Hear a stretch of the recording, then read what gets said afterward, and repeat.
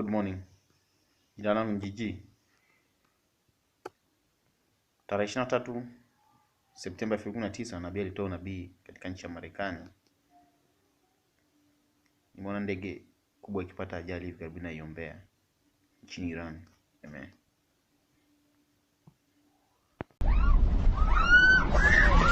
A state of panic among passengers on board Flight 1152. The Airbus was flying from Iran's capital Tehran to Beirut in Lebanon on Thursday night, when the Iranians say it was harassed by fighter jets. Data recorded showed the airliner climbed from 34,000 feet to 34,600 feet in less than 2 minutes, before descending to 34,000 feet a minute later.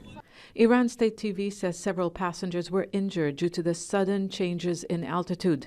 The jet landed safely in the Lebanese capital.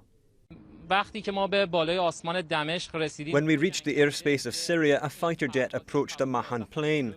In order to avoid colliding with that jet, the pilot rapidly decreased altitude and it caused injury for some passengers. Hours later, the U.S. Central Command confirmed a U.S. F-15 was involved in the incident and not Israeli warplanes as first suspected. The U.S. said the F-15 was on a routine air mission near the Tanaf coalition base in Syria.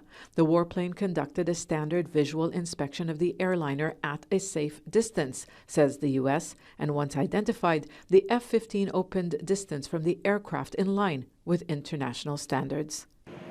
Privately owned Mahan Air has been under U.S. sanctions for years, accused by Washington of providing financial, material, and technological support to Iran's Quds force, which includes the Lebanese group Hezbollah. There's accusations that aircraft from that airline are used to ferry logistic support for Iranian-backed forces in the region. So that may well have been one of the reasons why the US decided to take a closer look at the aircraft.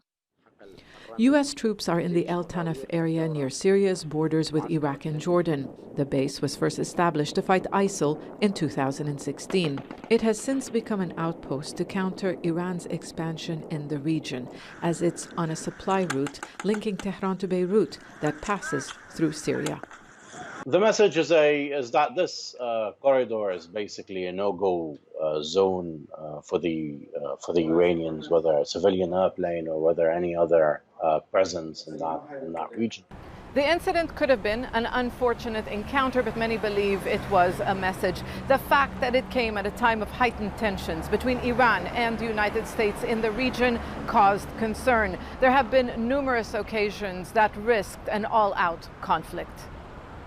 So far, Tehran and Washington have avoided all-out confrontation. This latest incident in the skies, a reminder that the potential for an escalation is real. Sana Khudr, Al Jazeera, Beirut.